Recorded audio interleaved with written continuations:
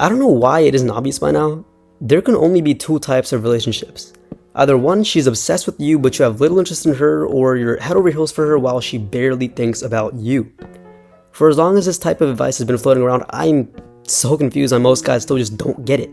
I mean, listen, polarity exists in every aspect of dating. You have to understand this. It's not just about masculinity versus femininity in a relationship. The dynamic of one or the other is a theme you'll see anywhere in dating. I'm not saying the only relationship worth staying in is one where you don't really like the girl. Honestly, that couldn't be farther from the reality of it.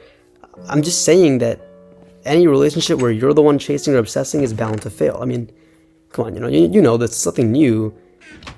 But then why are you not improving yourself accordingly? Why won't you just put that advice to use and actually become the type of man that's worth dating today?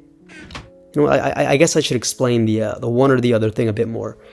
Those two types of relationships, where only one of you is obsessed with the other, that's the only way that relationships can work. At least that's what I think. And it's not because of the fucked up dynamics of modern dating or anything. That's just how it works by nature. I don't know how else to put it. Polarity is the most consistent theme in dating and relationships because polarity is what relationships are built on. My first point I want to bring up is this. Relationships rely on imbalance. They need imbalance in attraction. But don't fuck up what I'm saying here. I don't mean an imbalance in love. I say attraction. Love and attraction are two vastly different things. Love in a relationship is always mutually equal. Otherwise, the relationship won't work. I mean, obviously, you two need to love each other. Otherwise, there wouldn't be an actual relationship, of course. But attraction is not mutually equal. And when I say mutually equal, I mean that both partners will experience something on the same level, mutually. Attraction is not one of these things. That's why it's polar, opposite ends of a spectrum. The more attraction you have to her, the less she has to you, and vice versa. Now, my second point I do want to mention is that you've been taught to reverse the roles. By now, well, you probably understand this, right? That because of things like social media and modern feminism, men have basically been bitched into thinking that being emotionally available all the time is the way to win in dating, and well, obviously it isn't. Things like letting her go out partying and clubbing all night on her own, even when you know that you're fully opposed to that idea yourself, or that her having 50 guys in her DMs is fine and that she doesn't have to do anything about it while she asks you to block the first girl that she sees you follow. This is normal now. This is apparently the new wave feminism's ideal dating dynamics. For one good second, really analyze that, right?